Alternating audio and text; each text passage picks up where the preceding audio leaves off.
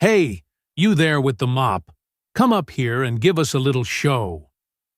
Tyler Rhodes's voice echoed across the mat, his black belt glinting beneath the fluorescent lights. He squinted, smirking.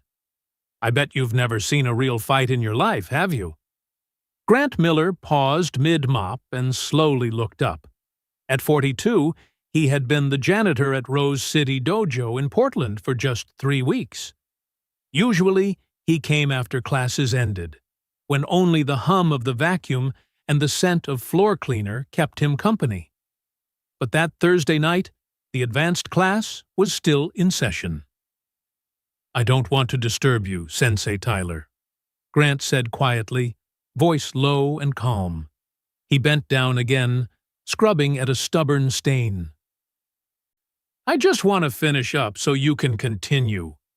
Tyler burst out laughing, loud enough for everyone to hear. "Look at that. He's so scared he won't even step on the mat." 8 students laughed awkwardly. A few exchanged uneasy glances, but no one dared to speak. What Tyler didn't know was that the man holding the mop had spent the last 20 years trying to forget who he really was. 20 years since the day he walked away from the ring after an accident that changed everything. A secret so deep that not even his 10-year-old daughter had ever heard it. "Come on now," Tyler taunted, swaggering closer with that same arrogant grin he used to intimidate newcomers. "Just a light demo. I bet you don't even know a basic guard stance. Let my students see the difference between a martial artist and a janitor." Something stirred inside Grant's chest, like a sleeping muscle waking up after a long rest. His eyes met Tyler's, and for a fleeting moment something passed between them, enough to make the younger instructor hesitate, stepping back ever so slightly, without understanding why. "It's just an educational demonstration," Tyler said, his voice now a touch less confident. "Nothing serious, just to show the newbies why we respect martial arts." Grant set the bucket down and straightened up. His movement was light yet precise, far too fluid for someone who'd never touched a mat. The air shifted. Conversations stopped. Only the sound of breath remained. "All right then," Grant said, voice calm as still water before a storm. "But when we're done, you'll apologize to all of them for turning a place of discipline into a circus." Tyler forced a laugh, but it came out uneasy. "Apologize? You'll be the one apologizing to the floor after your face hits it." No one in that room knew that Grant Miller was once Grant the Phantom Miller. 5-time MMA world champion, he'd walked away at the peak of his career, after the accident that claimed the life of his best friend and sparring partner. Since that day, he had sworn never to fight again. But some vows are made to be broken. When dignity is trampled. If you believe true strength lies in calmness and self-respect, hit subscribe now. Because this story will make you rethink what strength really means. And then, as Grant stepped onto the mat, the entire dojo held its breath. What happens when the man the world forgot decides to stay silent no longer? Tyler adjusted his black belt with a theatrical gesture, clearly savoring every second the spotlight shone on him. "Gather around, everyone. Tonight, you're about to witness a live demonstration of why martial arts has ranks and hierarchy." Grant quietly watched as 8 students formed a half circle around the mat. Some looked eager, others uneasy. A brown-haired girl with her hair tied neatly whispered something to her training partner, who only shook his head as if to say, "Don't get involved." "Look closely, everyone," Tyler continued, his tone dripping with contempt. "This is the perfect example of why everyone should know their place. This dojo isn't for... well, you get the idea." A familiar ache rose in Grant's chest. Not because of Tyler's words, he had heard far worse, but because of the tone, that smug tone. That way, people use power to make others feel small. 22 years ago in Las Vegas, he had heard those same kinds of words. Who does this country bumpkin think he is? That night, the pressure from the ridicule had eaten away at him, and just a week later, the terrible accident with Jack Morrison had taken the life of his closest friend. "Sensei Tyler," the brown-haired girl spoke softly, breaking the tension. "Maybe we should continue with our regular class. It's getting late." "Megan O'Reilly," Tyler snapped, his voice sharp as a blade. "Are you questioning my teaching methods? Sit down and watch closely. You'll learn more in the next 5 minutes than in a month of practice." Grant noticed how deliberately he had said her full name, a petty display of authority. He also saw the fear in her eyes, the same fear he had seen in his own reflection 20 years ago, when he'd wake up in the middle of a nightmare. That accident still haunted him. A series of punches. Too fast. Too strong. Jack fell, his head hitting the mat with a dull thud that sounded like fate snapping in half. The investigation called it an accident, but Grant knew the truth. He had lost control. He had let the crowd's contempt fuel his fists and lost everything. "Well then, Mr. Janitor," Tyler sneered, "why don't you show my students how to hold a basic defensive stance? Or is that too complicated for someone whose specialty is holding a mop?" Laughter spread through the room, but Grant stood still. He closed his eyes, and in a single breath, he was no longer in Portland. He was back in Las Vegas, under the blinding lights, surrounded by mocking voices. Moments before the tragedy that changed his life forever. "What's wrong? Scared?" Tyler's voice cut through the silence as he began circling Grant like a predator sizing up its prey. "Or are you just planning to stand there like the floor lamp you push around all day?" Then he touched Grant, a light shove on the shoulder, harmless in appearance, but laced with arrogance from a man who'd never been taught the meaning of consequences. Grant absorbed the push, without moving an inch. His stance rooted deep, like oak roots gripping the earth, and in that instant, Tyler felt as if he had just tried to push a wall.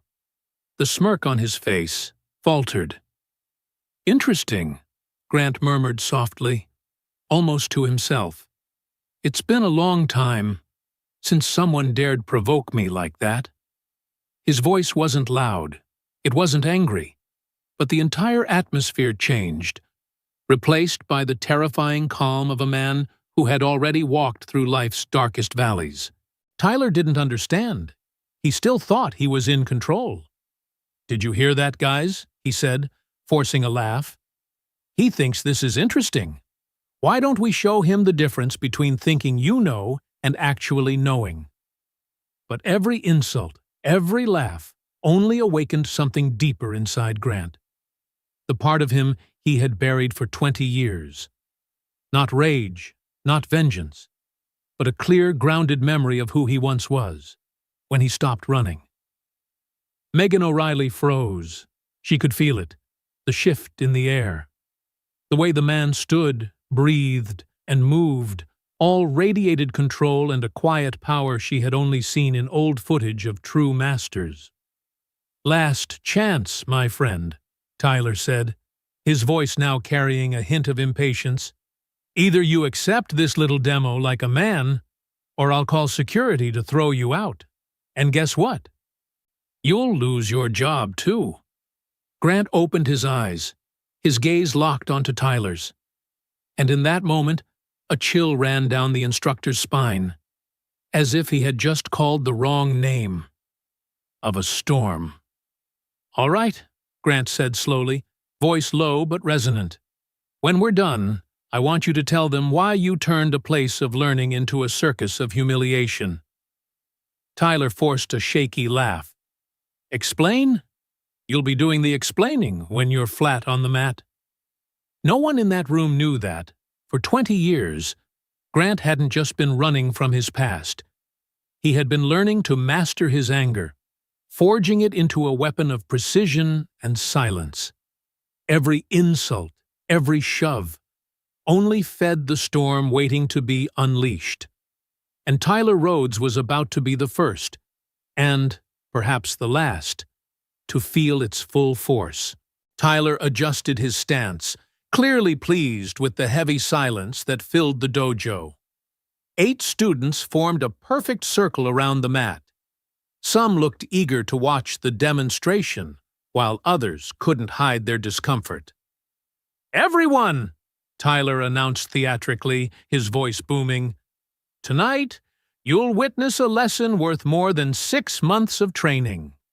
The difference between those who dedicate their lives to martial arts and those who merely mop the floors where real fighters walk." Grant stood motionless at the center of the mat, but something in his breathing had changed. He closed his eyes for a moment, and when he opened them, he was no longer in Portland. In his mind, he was back at the National Training Hall in Las Vegas. 22 years ago, the night of the World Championship fight against Victor the Demolition Man Petrov. "Look at that country boy!" someone had shouted from the stands back then. "I bet he won't last 3 rounds against a real fighter." Grant had won by technical knockout in the 2nd round, but that victory had cost him his best friend, Jack Morrison, in a sparring accident just a week later.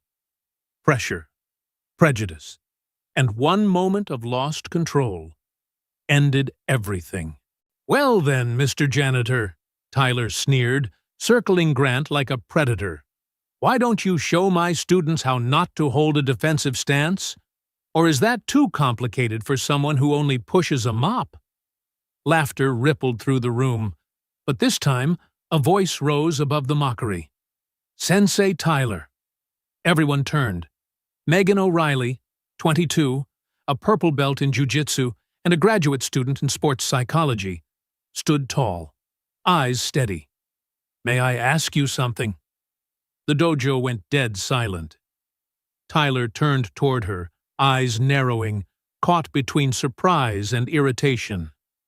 "Sorry, Megan, but who's teaching this class? Me or you?" "You are, Sensei," she said calmly. "But teaching doesn't include humiliating someone and calling it instruction." Several students exchanged uneasy glances. No one had ever spoken to Tyler that way before. "Humiliating?" Tyler scoffed. "This has nothing to do with humiliation. It's about respect and knowing your place." Grant opened his eyes. Something about the way Megan stood reminded him of Emma, his younger sister. She had the same eyes, the same courage, always speaking out against injustice, even when it hurt. Emma had died a year ago, hit by a drunk driver on her way home from a hospital shift. She was only 24. Another loss, while he'd chosen to hide from the world. Megan, too, carried her own scars. She had lost her father in a similar accident, the man who taught her that true strength is never used to intimidate the weak. And today, watching Tyler abuse his authority, she couldn't stay silent. "Perhaps," Tyler said, lowering his voice into a dangerous tone, "if you don't respect my methods, you should find another place better suited to your philosophy." The air grew thick, but Megan stood firm. "My tuition's paid, Sensei, and I believe everyone here deserves to learn in an environment built on respect, not humiliation." Grant smiled faintly, not in defiance, but with the quiet relief of a man who had just remembered why he stopped hiding. For 20 years, Grant had lived with guilt, for 2 deaths that had haunted him, Jack's and Emma's. 20 years of running, of surrendering fame, of abandoning himself. But seeing Megan stand up for what was right, he remembered who he used to be. "Tyler," Grant said, his voice low but steady, The entire room turned toward him. The girl's right. This isn't martial arts. This is you trying to feel important, by making others feel small. Tyler's face reddened. He spun around. You dare lecture me about martial arts? You probably don't even know what a dojo is. Grant stepped forward once. His posture shifted. Shoulders opened, center of gravity lowered. His stance so balanced that any trained eye could see it immediately. A perfect guard. Actually, Grant said quietly, I know exactly what a dojo is. And I also know that this place stopped being one a long time ago. A shiver ran down Tyler's spine. Something in the man's breathing, in the way he stood, triggered a primal instinct, a warning to stop. But pride drowned out reason. Enough, Tyler growled, dropping into a fighting stance. Let me show you what respect means. Megan watched, torn between fear and awe. The way Grant moved, the restraint in every motion, the rhythm of his breathing. It was all too deliberate, too measured. She realized then, this was no ordinary janitor. Grant closed his eyes and drew a long breath. 22 years of muscle memory flooded back. Every strike, every victory, every lesson etched into his bones. When he opened his eyes again, Tyler Rhodes was no longer facing a janitor. He was standing before Grant, the Phantom Miller, 5-time MMA world champion. Last chance to apologize, Grant said calmly, his voice steady yet commanding. To her, to your students, and to yourself. Tyler laughed, but the sound trembled. Apologize? You'll be the one apologizing when you're flat on the floor. He didn't realize Grant had already read him like an open book. The high guard, the telegraphed shoulders, the unsteady back foot. 22 years away from the ring couldn't erase the instincts that once made him a world champion. Megan noticed several students subtly step back, as if sensing the storm about to break. The air grew heavy, electric, like lightning waiting to strike. Grant stood still, eyes calm, a faint smile crossing his lips. Not anger, not vengeance, but the quiet resolve of a man who had finally found a reason to break his 20-year silence. And as he took his first half-step forward, everyone in the room understood. Something extraordinary was about to happen. The Rose City Dojo fell into a suffocating silence. Every gaze fixed on the two men at the center of the mat, one wearing a black belt, rigid in a mirror-practiced stance of confidence, and one who had been holding a mop just minutes earlier, now standing upright, shoulders relaxed, eyes lit with an uncanny calm. Tyler adjusted his black belt, his movements slow, almost ritualistic. He needed this moment, needed that feeling of power to hide the unease creeping through him. Everyone, focus, Tyler declared, striving for solemn authority. What you're about to see isn't just a regular session. This is a lesson about hierarchy, about why people like us spend years earning this black belt. He patted the belt. The sound rang out in the silence. Grant watched Tyler with the eyes of a man who had seen too much. He recognized it immediately. This wasn't true confidence. It was a mask he himself had once worn, a similar mask 20 years ago, when he'd been breaking inside but had to appear invincible outside. Tyler, Grant said softly, his tone not threatening, are you sure you want to do this? It wasn't a challenge, it was a warning. One last time. But Tyler had gone too far to back down. People were watching. If he retreated now, he'd lose all credibility. I don't just want to, Tyler answered, his voice a notch higher, a tell of nerves. I need to do this, so my students understand that respect isn't optional. A few students exchanged uneasy glances. Cole Turner, a 28-year-old brown belt, gave a slight shake of the head. He'd trained with Tyler for 3 years and had never seen his teacher like this. Desperate. Needing to prove something. Megan O'Reilly pulled out her phone. Not to record, but to take notes. This was valuable data for her thesis on the abuse of authority. Yet something in the way the janitor stood made her uneasy, as if they were about to witness something far beyond a typical confrontation. "Do you know," Tyler went on, beginning to circle Grant like a seasoned fighter, "I spent 8 years earning this belt. 8 years of daily training, injuries, losses. And you? How many years have you spent pushing a mop?" Grant didn't answer. He just stood there, but something in his silence made the room feel heavier. Nina Morales, the youngest student at 19, whispered to her friend, "I don't feel right. Like something bad is about to happen." "Be quiet," her friend replied. "Sensei knows what he's doing." But Sarah Kim wasn't sure. She'd taken a year of psychology at university, and one of the first lessons was, truly dangerous people never need to threaten. They simply are present. And this janitor? He was present in a way that made the room feel smaller. Tyler settled into his favorite fighting stance, the one he'd used to intimidate hundreds of newcomers.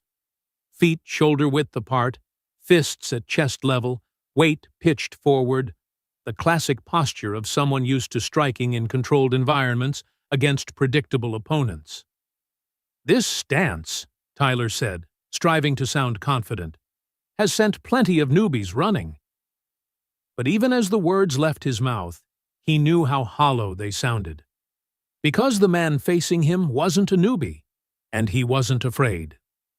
Grant Miller still didn't move. He stood like a statue, neck slightly tilted, gaze steady, neither fearful nor hurried to guard, only assessing. And as he assessed, Grant saw everything. The high guard exposing Tyler's ribs, the unstable base ruining balance, the over-tense shoulders telegraphing every motion before it began. The weight pitched too far forward. A light pull would topple him, knees insufficiently bent, no quick redirection, fists clenched too tight, energy lost before the strike. 20 years off the circuit, but Grant's eyes still scanned like X-rays. "You know what's interesting, Tyler?" Grant finally spoke, as casually as if remarking on the weather. "For 20 years, I've tried to forget everything. How to move, how to breathe, how to read an opponent. I thought if I forgot, I'd be safer. The people around me would be safer." Tyler frowned, not understanding. "But it turns out," Grant continued, a sad smile touching his lips, "some things can't be forgotten. They live in the muscles, in the bones, in the way your heart beats when danger stands in front of you. And right now, when I look at you, I see it all." "See what?" Tyler asked, his voice slightly unsteady. "I see that you're afraid," Grant replied simply. "Not afraid of me, afraid you're not enough, afraid that even with a black belt, you're still the kid who feels he has to prove something." The words slid into Tyler's heart like a knife, because they were true, completely true. Neon lights washed over the polished floor. Tyler's breathing grew ragged. Grant's remained even and light, like wind brushing a window. Grant could practically feel his opponent's energy scattering. Megan watched them both, and she began to see, not with her eyes, but with the instincts of someone who studies human dynamics in sport. Tyler was fighting himself, his father, his past, every voice that said he wasn't enough. And Grant? Grant was fighting the ghost of a friend who died 20 years ago. This wasn't a fight between two men. It was a fight between past and present. "Still waiting?" Tyler tried to sneer, bouncing on his toes. "Or are you planning to stand there like a floor lamp?" Grant did the unexpected. He moved, quietly, just a small foot adjustment, a subtle drop of the center, shoulders relaxing into a perfect horizontal line. But to anyone who knew how to look, it was an instant and terrifying transformation. From an ordinary man, Grant Miller became Grant the Phantom Miller, the 5-time MMA world champion. A few students swallowed hard. Megan O'Reilly was the first to grasp the significance of that shift. A chill ran down her spine. She had watched hundreds of hours of footage of the old masters. This wasn't instinctual flinching.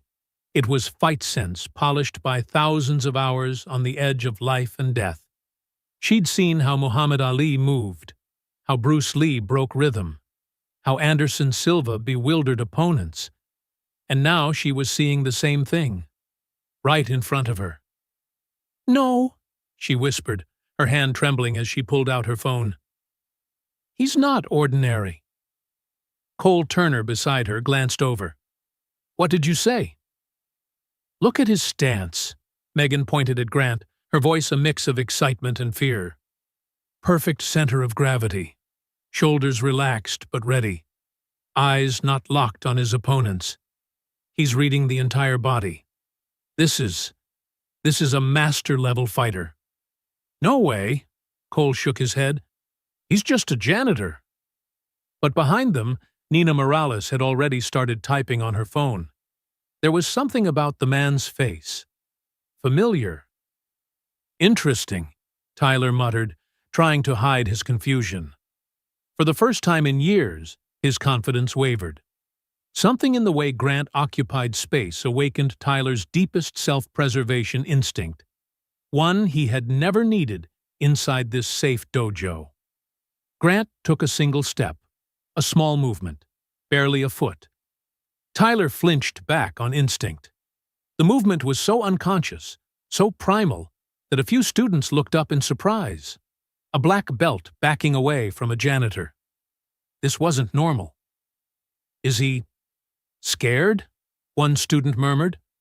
The whisper was small, but in the dojo's hush, Tyler heard it clearly. Blood rushed to his face. No, he couldn't be seen retreating, couldn't lose face in front of his class. He had built this reputation for years. He couldn't let it collapse because of a janitor. "Problem?" Grant asked gently, his voice quiet yet commanding, and the room fell instantly still. Not loud, not threatening, just the absolute confidence of a man who had stood in the world's biggest arenas and never walked away in fear. Tyler forced a smile that looked more like a grimace.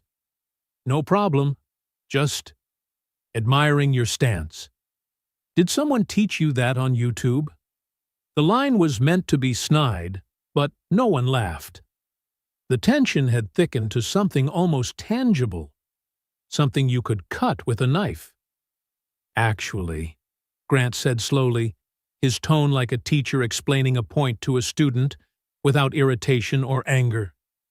"I trained at the National Training Hall in Las Vegas. Ever heard of it?" Tyler frowned. The name rang familiar, like a faded memory from some article he'd read. But his brain hadn't connected the dots yet. "Las Vegas?" he asked, a bit of confidence draining away. "What kind of weekend seminar is that?" A few students exchanged looks. Cole Turner furrowed his brow. He'd heard that name somewhere too. Megan couldn't take it anymore. Her hand shook as she typed fast. "Las Vegas National Gym Martial Arts." The screen lit up. First line. "Las Vegas National Gym, where champions are made." Second line. "Training ground for 15 world MMA champions." Third line. "Home to legends, including—" Her heart stuttered. This wasn't a regular gym. This was a shrine, where only the best fighters in the world trained, where a single private hour with a coach could cost thousands of dollars. She looked up, eyes wide with alarm and excitement, and whispered, "Oh my God!" He trained there. But it still wasn't enough. She needed to know exactly who this man was. Her fingers flew again. Grant Miller, Fighter, Las Vegas. The screen exploded with hundreds of results, and there, at the very top, was a face. Younger by 20 years, but unmistakable. The man standing before her. Grant, the Phantom Miller, 5-time world MMA champion. Megan felt the room tilt.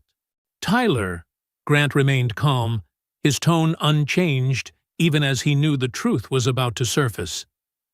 Last chance. Apologize to Megan for silencing her. Apologize to your students for turning this place into a circus. And most importantly, apologize to yourself for becoming exactly the kind of man martial arts teaches us not to be. The offer of mercy hung in the heavy air like smoke. Tyler could choose humility right now. He could admit he'd crossed a line and salvage a sliver of dignity. But pride, the thing that had fed him through years of insecurity, wouldn't allow it. He attacked. The first punch was technically perfect. A jab, quick and precise, executed exactly as in the manuals. It had worked on 99% of the people he'd sparred with over the years. Grant Miller wasn't in that 99%. What happened was so fast and so smooth that half the room couldn't process it. Grant simply wasn't where Tyler's fist was aimed. His body slipped aside like water through stone. No wasted motion, not a millimeter squandered. Head tilting left by precisely 15 degrees. Right shoulder rotating to draw a perfect diagonal. Hips tracing an invisible arc. Tyler missed the beat, arm extending into empty space. His punch hit air, and by the laws of momentum, his body overcommitted into his own force. Good effort, Grant observed gently, already rebalanced in a new position. Not far, not too close. Exactly enough to control.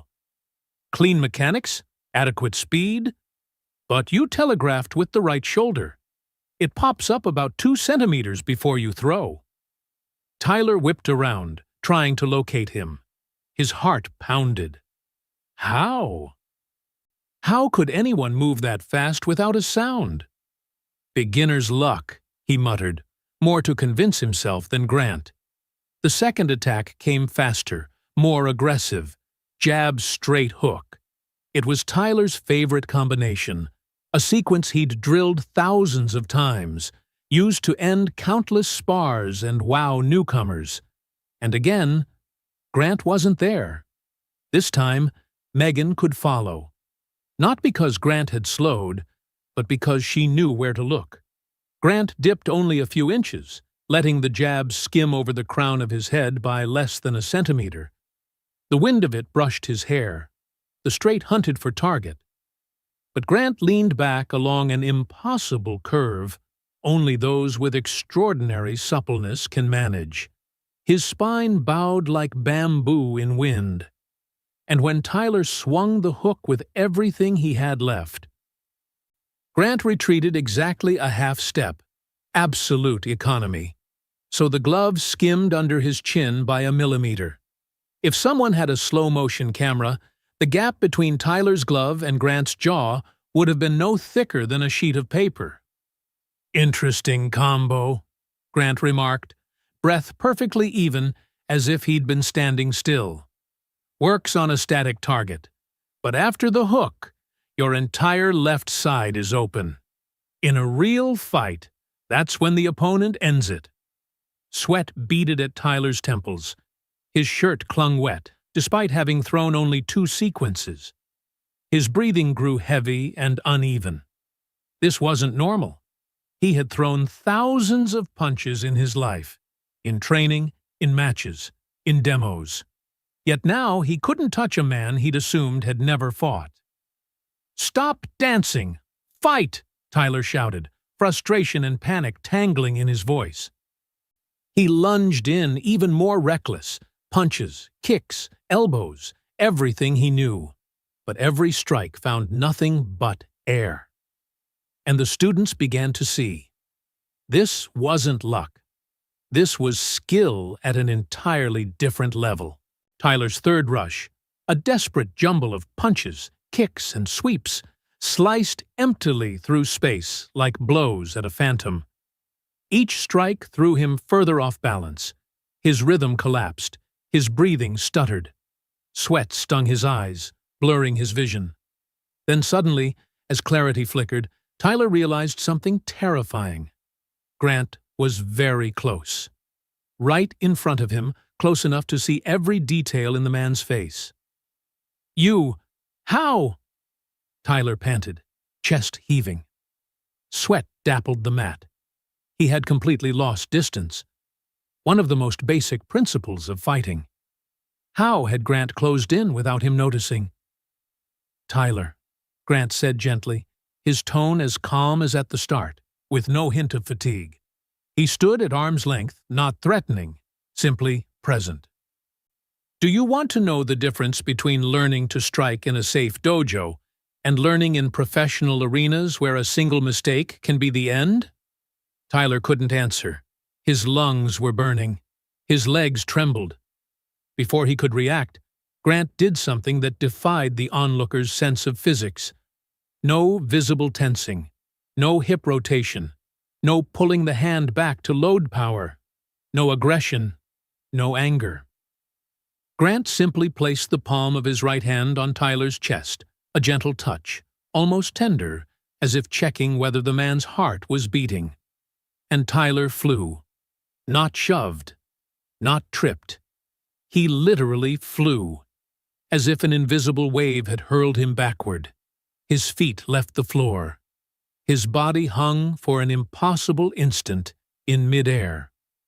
Time seemed to slow. Then gravity reclaimed him. Tyler sailed back nearly 2 meters, an absurd distance for such a light touch, and landed flat on his back with a thud that made the entire room hold its breath at once. The sound echoed in absolute silence. No laughter, no cheers, no clapping. Only the horrified quiet of people who had just seen something beyond their understanding of martial arts. Cole Turner stood slack-jawed, unable to believe what he'd witnessed. Nina Morales clutched her friend's sleeve, eyes wide. Another student whispered, "What just happened?" Tyler lay motionless for a few seconds, maybe 3, but it felt like a minute. His eyes locked on the blazing neon overhead as he tried to process what had just happened to his body. No pain. That was the strangest part. He felt only an irresistible force, as if a tidal surge had toppled him. As if a strong wind had blown him away, as if every ounce of strength in his body had been neutralized by a physical principle he didn't understand. That's impossible," Tyler stammered, voice shaking. He lurched to sit up, but his legs were jelly, unresponsive. Megan O'Reilly stood stunned, phone trembling in her hand. In 2 years of sports psychology research, after analyzing hundreds of hours of fight footage and reading dozens of studies on combat biomechanics, she had never seen, not even on video, such a display of pure, controlled power. No brutality, no anger, no showboating. Just the clinical, perfect application of a technique she'd only ever read about in ancient martial arts lore, what some call internal power, or Fajin in Chinese systems. But this wasn't myth. It was happening right in front of her. "In fact," Grant said evenly, stepping forward and offering Tyler a hand up, a gesture of respect after putting him down, "it's quite simple once you understand leverage, precise timing, and how to transmit energy from the ground through the whole body. Principles I learned and refined over my 22-year professional career." 22 years. Professional. Those words hung in the air. Tyler batted the hand away, trying to stand under his own power. One last struggle to preserve a shred of pride. But his legs still shook.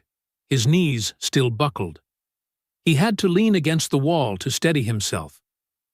22 years professional, Tyler echoed, dazed and horrified. In what? Megan couldn't stay quiet any longer. She stepped forward, phone raised for all to see. Her voice trembled, almost a reverent whisper. Sensei Tyler, you don't understand who he is, do you? Every eye in the room turned to her. Tyler looked over, face still ashen. On Megan's screen, dozens, no, hundreds, of articles, photos, and videos filled the search results. All about one man, Grant the Phantom Miller. Grant Miller, Megan read aloud, her voice shaking with both fear and awe. Nicknamed the Phantom, 5-time consecutive world mixed martial arts champion from 2001 to 2005. Considered one of the most technically sophisticated and hardest-to-hit fighters in MMA history. Professional record, 47 fights, 47 wins, 0 losses, 0 draws. Retired unexpectedly at age 29 at the peak of his career.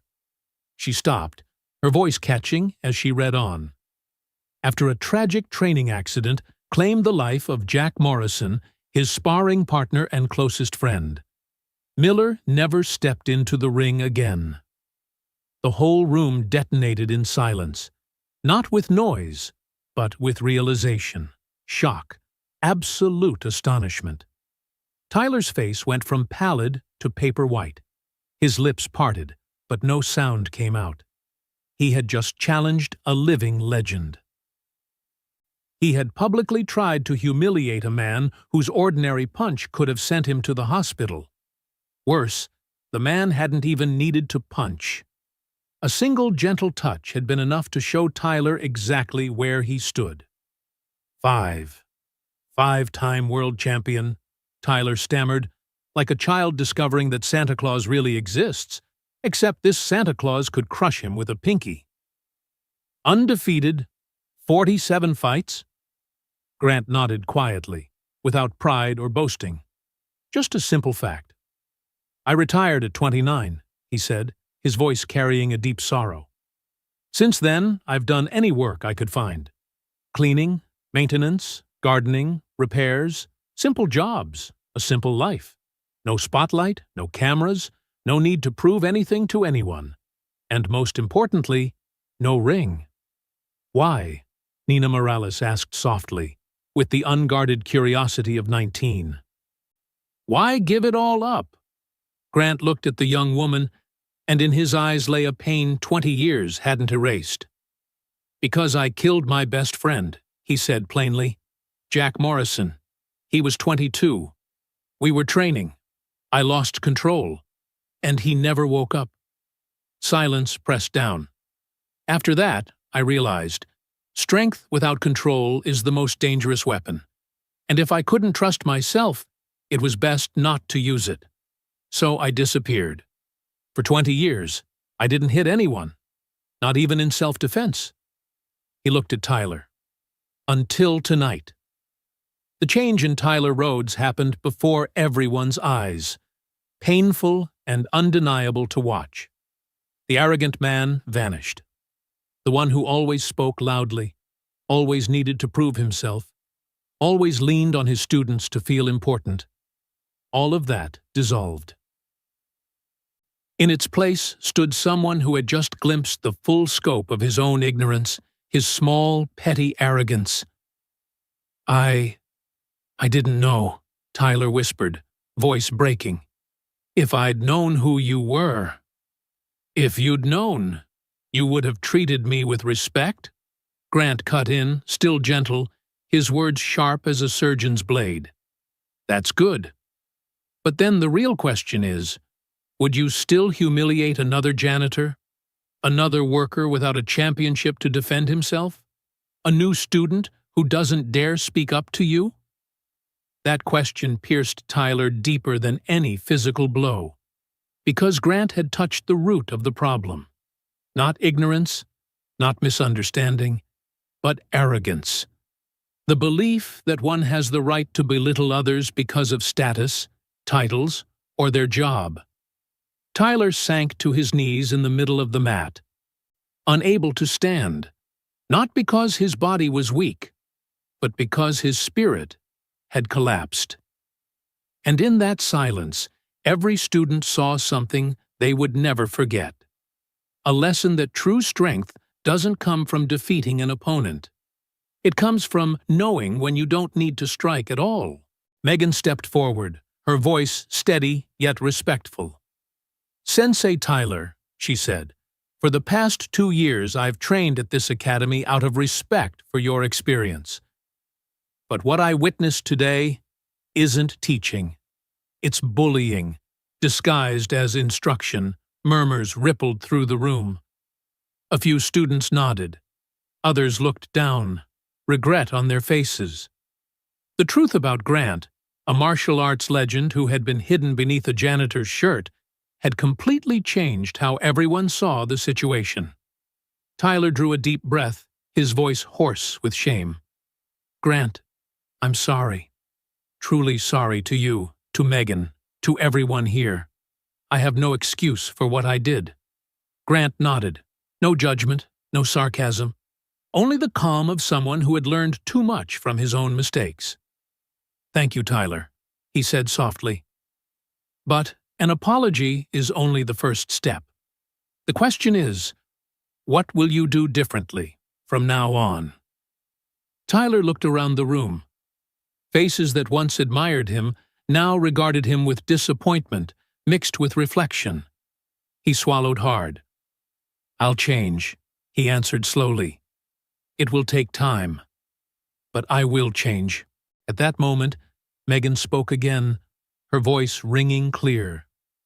"Mr. Miller, have you ever considered teaching again? Because I believe all of us could learn far more from someone who understands that true strength comes with responsibility."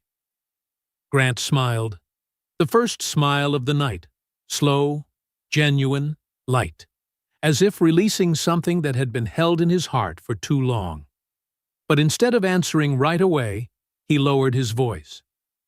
"Before we talk about the future," he said, "everyone needs to know why I walked away from everything 20 years ago." No one said another word. All sat down, silent. The air in the dojo grew heavy, as if they all understood that what they were about to hear would change everything. Grant took a deep breath.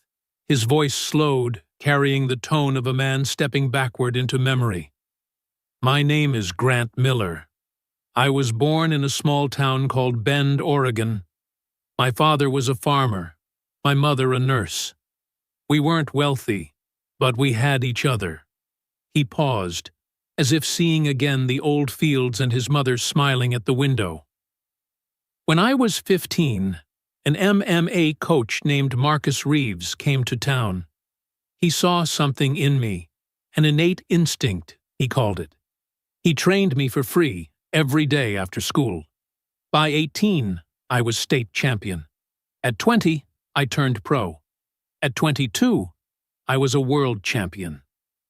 Megan fell silent, her hand taking notes, no longer as a research student, but as someone hearing a confession. Grant went on, "But there was a problem. Every time I won, people said it was luck, that I didn't deserve it, that I didn't belong in their world. Not because of race, I'm white, but because I didn't come from a big gym, didn't have connections, didn't have money." His voice deepened. "And bit by bit, those words ate away at me. I began to fight to prove a point, to fight out of anger, not out of love for the art anymore." Tyler listened, his gaze growing heavier. He understood. Pressure, wounded pride, the need for validation. It was his story, too. "After I won my 5th belt," Grant continued, "I started training with Jack Morrison, my best friend in the world. We were like brothers." His voice trembled slightly. "That day was just a normal practice, but I came into the gym angry. A reporter had just written that my win was luck, that I'd soon be exposed, and when Jack and I started sparring, I lost control. I hit too hard. Too fast. Too angry. He closed his eyes and drew a hard breath. One punch. Jack fell. His head hit the mat, and he never woke up. The dojo sank into absolute silence. A few students bowed their heads, eyes reddening. They said it was an accident, but I knew it was my fault. I let anger steer me, and my best friend paid the price. 3 days later, I retired. I gave up the belts, the money, everything. I disappeared. I swore to myself I would never fight again. Never let my fists hurt anyone else. He gave a faint, sorrowful smile. And I kept that promise for 20 years. I worked as a janitor, maintenance, whatever I could find. Simple jobs, a simple life. No spotlight, no cameras, no need to prove anything to anyone. And most importantly, no ring. Not even my daughter knew who her father used to be. Megan quietly wiped away a tear. The story wasn't only about guilt. It was about atonement, about choosing to live smaller to protect the world from oneself. But today, Grant looked toward Megan. I saw a young woman stand up for what is right. Protect others, speak out even when it might cost her. His eyes were warm and bright, like a light switched on after 20 years of darkness. And I realized I was wrong. Strength isn't the problem. The problem is how we use it. Hiding, fearing, avoiding. That doesn't honor Jack. He turned to Tyler. If I teach again, I'll teach this. True strength isn't in making others feel small. It's in helping them stand taller. In knowing when not to strike. Martial arts isn't about controlling your opponent. It's about controlling yourself. Tyler nodded slowly. The room was quiet, save for the long exhale of people who were truly understanding. I get it now, he said softly. And I'm sorry. Not just for today, but for every time I used my position to make someone feel lesser. Grant set a hand on his shoulder. Not to assert dominance, but to share the weight. We've all made mistakes, Tyler. The question is whether we learn from them. 3 months later, morning sunlight poured through the windows of Rose City Dojo, illuminating a scene very different from the night everything changed. Grant Miller stood before the class, no longer a janitor, but an instructor. There was no colored belt on his uniform, only plain white fabric. Why don't you wear a belt, Sensei? A young student asked on the first day.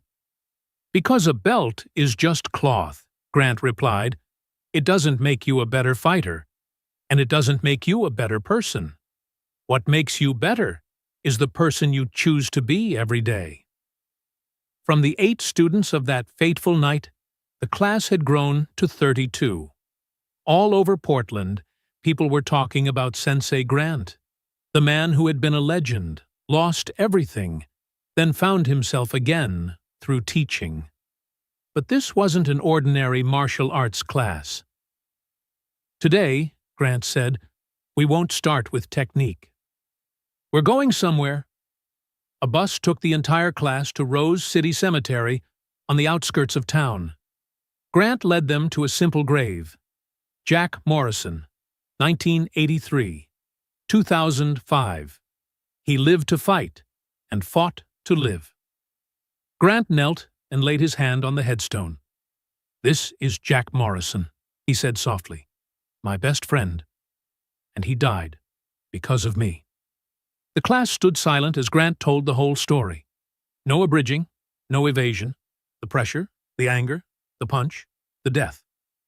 I retired the next day, he concluded, not because I was afraid to lose, but because I was afraid to win when I couldn't control my strength.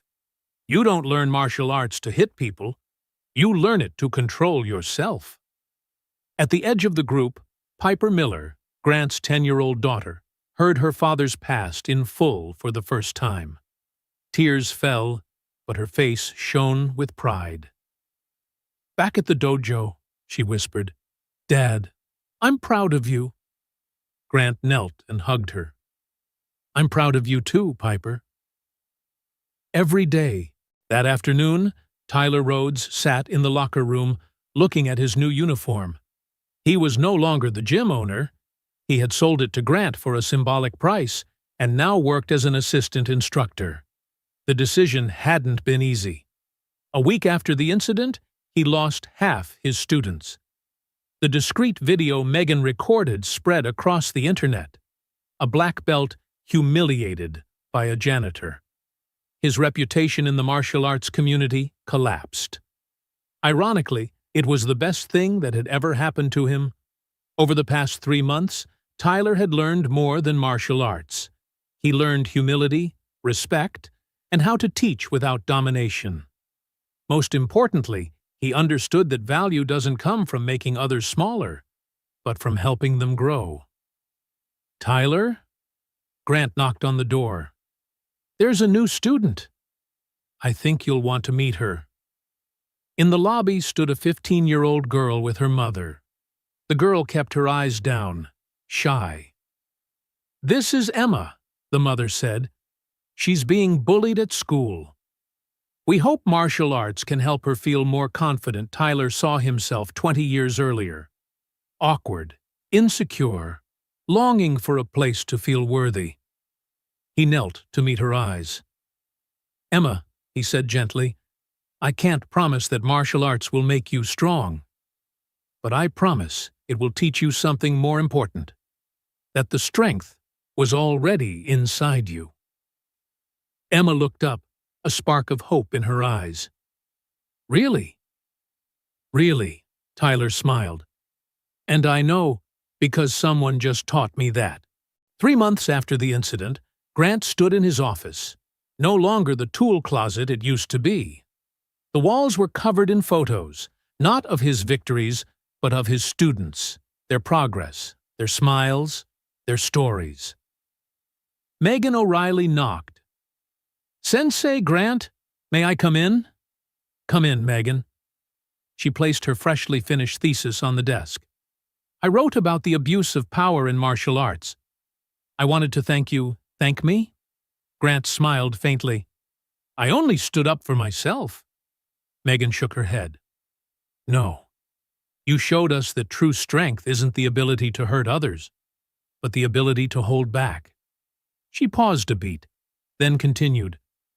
5 years ago, I lost my father in a car accident. A drunk driver. My dad always taught me, strength is for protection, never for harm. That night, when I saw you exercising control, even though you could have hurt Tyler, I thought of my father, and I knew there are still good people in the world. Grant's eyes glistened. Your father would be proud of you, Megan. And so am I. You stood up for what's right, even when it might cost you. That is real courage. That night, Grant sat at the kitchen table with Piper, helping her with homework. A 3-month ritual now. Father-daughter time every evening. Dad, Piper looked up from her math. Can I ask you something? Sure, sweetheart. Do you regret it? Giving it up? Being a great fighter? Then afterwards just cleaning? Grant thought, then nodded. I used to regret it. For 20 years, I thought I'd wasted my life. That I should have been somebody important. And instead, I was nobody. But now I understand. I wasn't nobody. I'm your dad. I'm my students' teacher. I'm a friend to those who need me. And that matters more than any belt. Piper hugged him tight. To me, you're a champion. The #1 champion. 6 months later, the dojo was packed. 50 students of all ages and backgrounds, affluent and struggling, confident and timid, strong and fragile.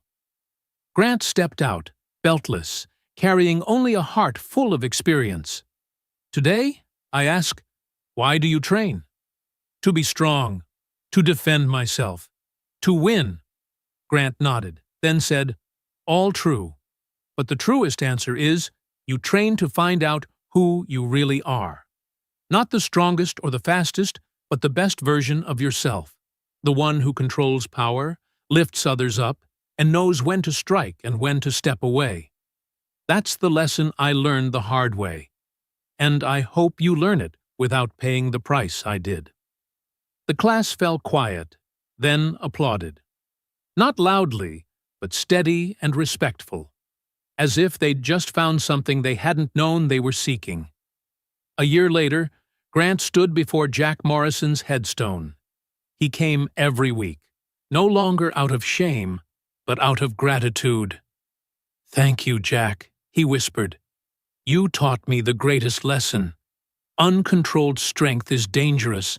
Controlled strength is a gift. I'm trying to live in a way that makes you proud, with every student, with Piper, so that the tragedy carries meaning." A light breeze moved through the cemetery. Grant smiled and walked back to the car where Piper was waiting. "Did you talk to Uncle Jack, Dad?" "I did, sweetheart." "What did he say?" Grant looked back at the graves, then smiled at his daughter. "He said, 'Keep going.